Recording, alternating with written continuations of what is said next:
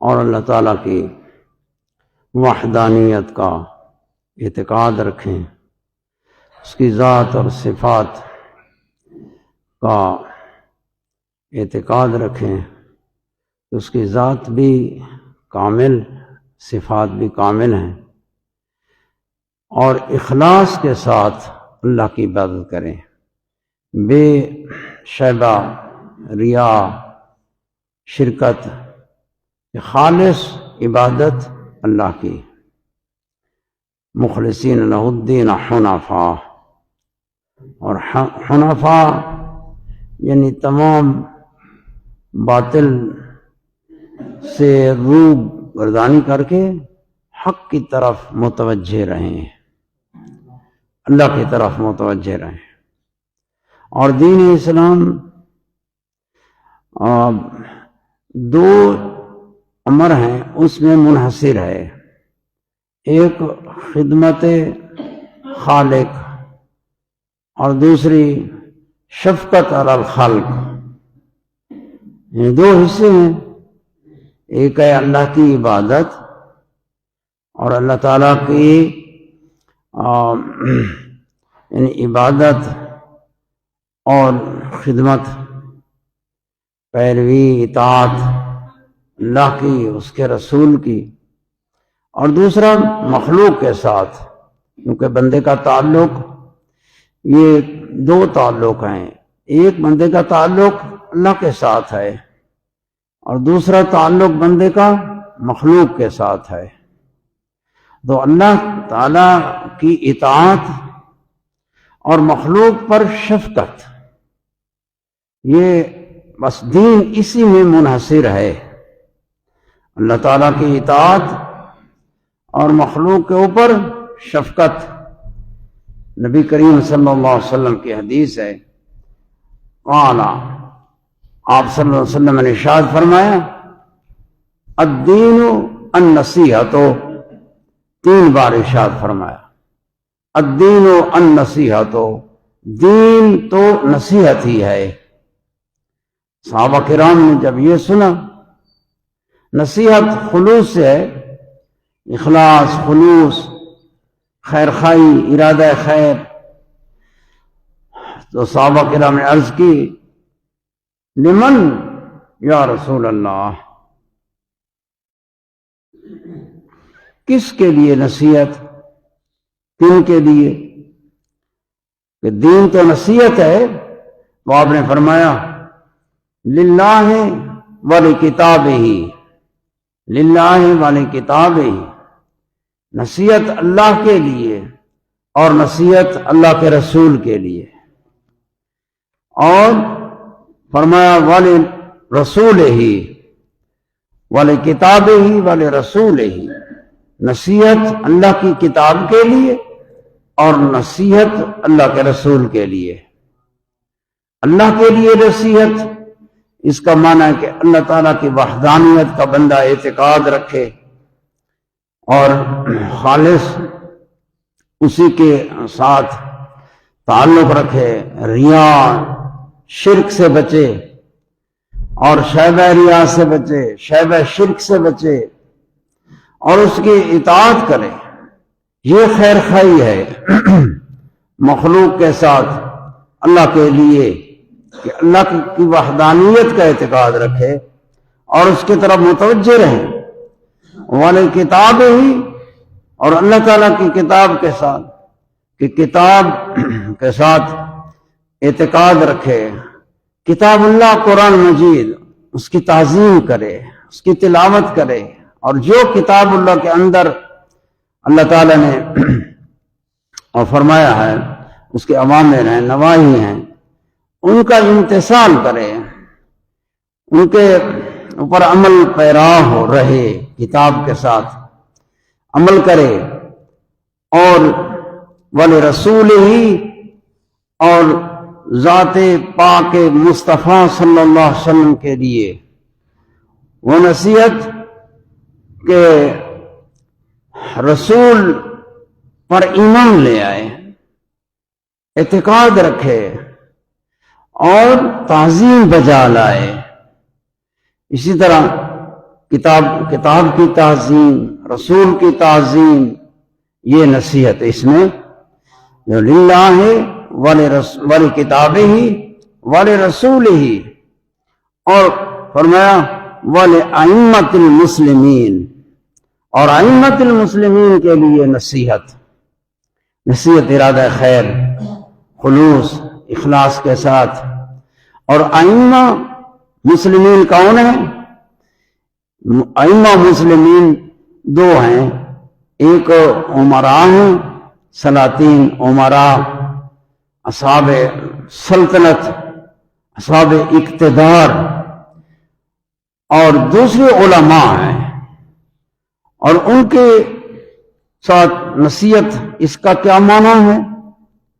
کہ ان کے ساتھ یعنی ائمۃ المسلمین کی اطاعت کرے، حق میں اطاعت کرے۔ ان کے لیے یہ قید ہے کہ ان کی اطاعت حق میں اطاعت کرے، حق میں۔ اللہ کی اطاعت حق کی حق ہے، کتاب کی اطاعت حق کی حق ہے، وہاں قید کی ضرورت نہیں، وہ حق کی حق ہے۔ رسول کی اطاعت حق کی حق ہے، اور ائمۃ المسلمین ان کی اطاعت یہ نصیحت ہے، اور یہ دین ہے، نصیحت ہے۔ ائمۃ المسلمین، اصحاب اقتدار اور علماء، ان کی اطاعت کرے حق میں ان کی اطاعت کرے، ان کے خلاف بغاوت نہ کرے، تلوار نہ اٹھائے، حق میں ان کی اطاعت کرے۔ اگر حق نہ ہو تو پھر کنارہ کش ہو جائے، لیکن ان کے ساتھ ان کے خلاف بغاوت نہ کرے، یہ منع ہے۔ تو ائمۃ المسلمین۔ اور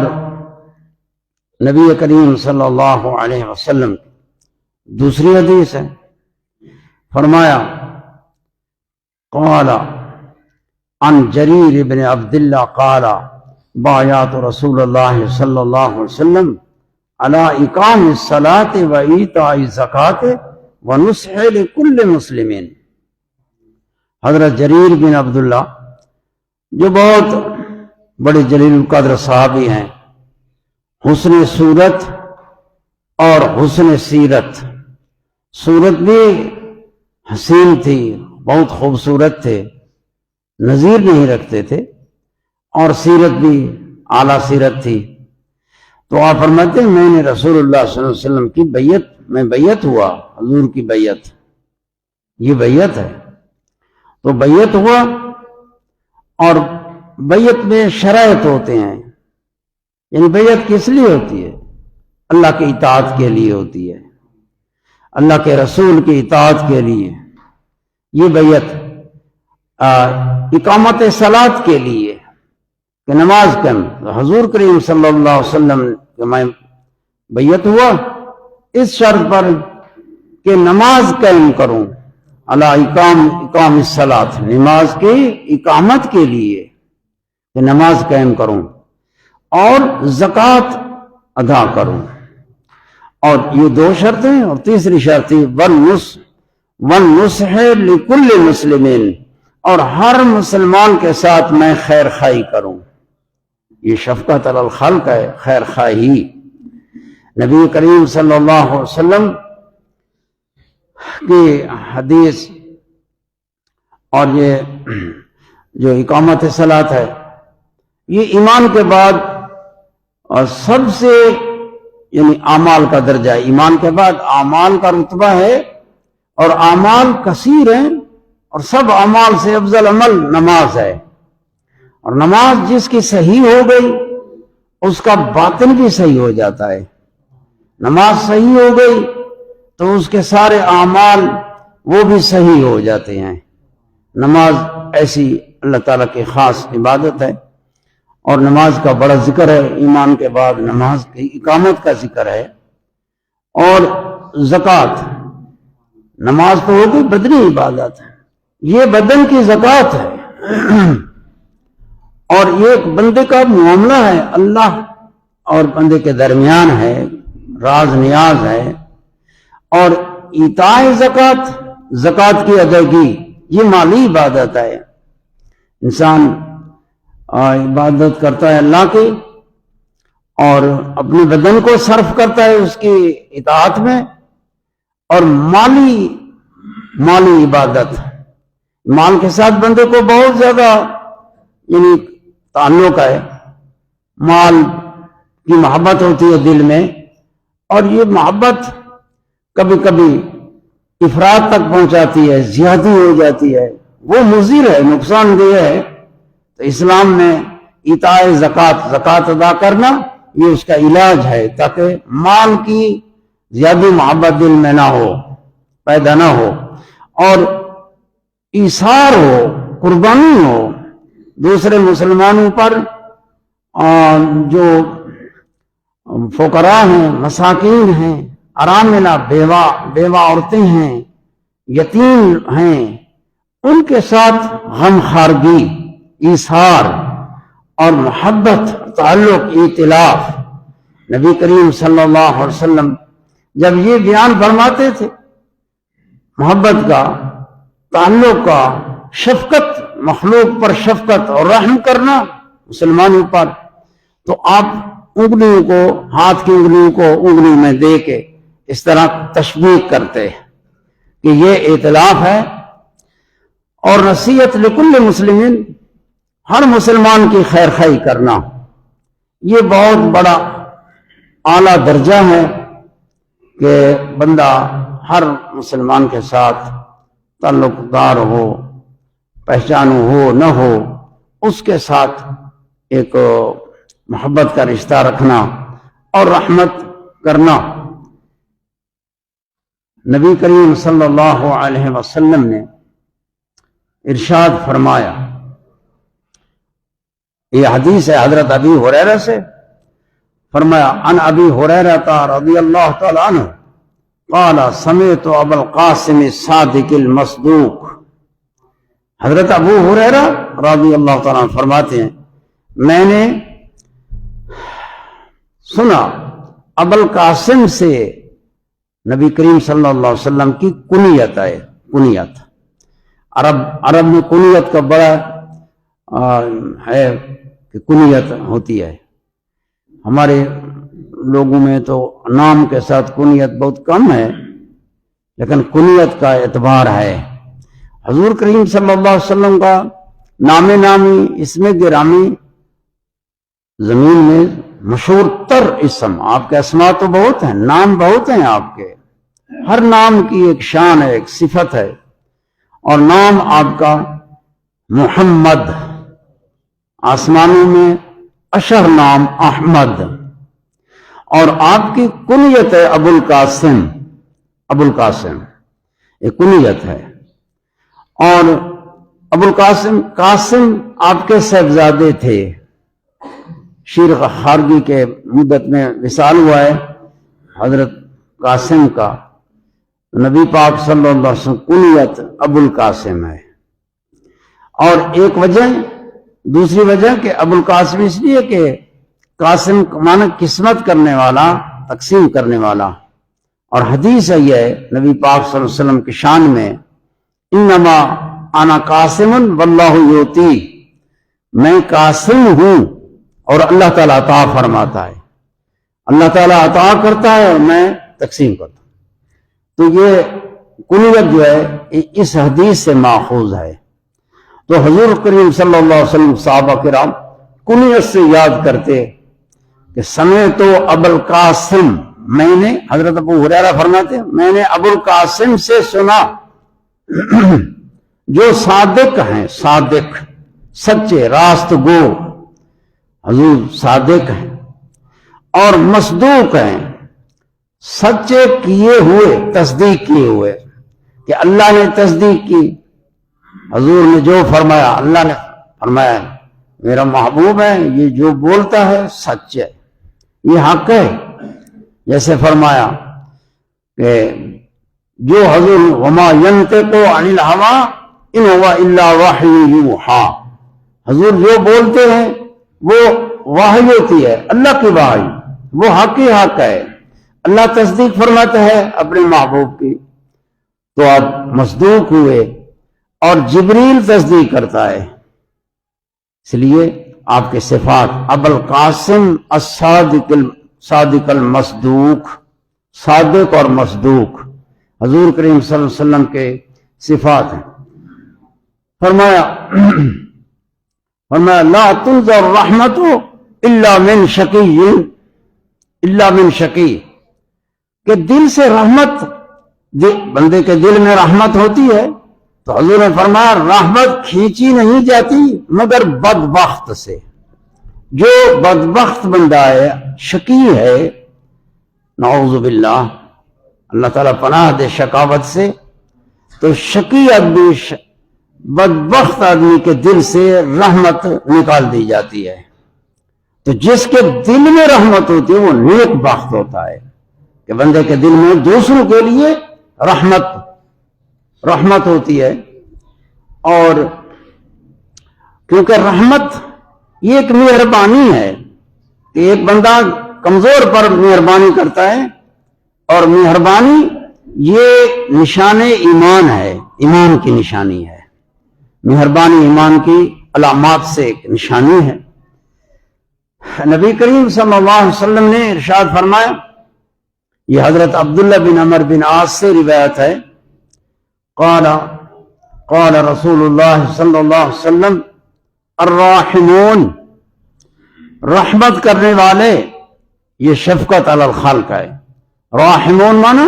رحمت کرنے والے، مہربانی کرنے والے دوسروں پر، یرحمہم الرحمن، آپ نے دعا فرمائی، اور خبر بھی ہے کہ جو دوسروں پر مہربانی کرتے ہیں اللہ تعالیٰ ان پر رحمت فرماتا ہے۔ یرحمہم الرحمن، رحمان ان پر رحمت فرماتا ہے۔ اور فرمایا ارحموا من فی الارض، ارحموا من فی الارض، اے لوگو تم مہربانی کرو، رحمت کرو، من فی الارض، جو زمین میں ہے، من فی الارض، اب من فی الارض میں سارے آگے جو زمین میں ہیں، انسان بھی ہیں، اور انسان میں کوئی خصوصیت نہیں آئی کہ صرف مہربانی مسلمان کا حق ہے، بلکہ جو زمین میں ہیں، جو زمین میں ان پر تم رحم کرو، تمہاری طرف سے رحم ہو۔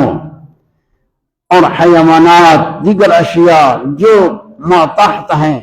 تو سب کے لیے یہ حکم ہے، ارحموا من فی الارض یرحمکم من فی السماء، تم زمین والوں پر رحم کرو گے، آسمان والے تمہارے اوپر رحمت کریں گے۔ آسمانوں کا ذکر ہے کیونکہ آسمان بلند و بالا ہے، وسعت بہت زیادہ ہے،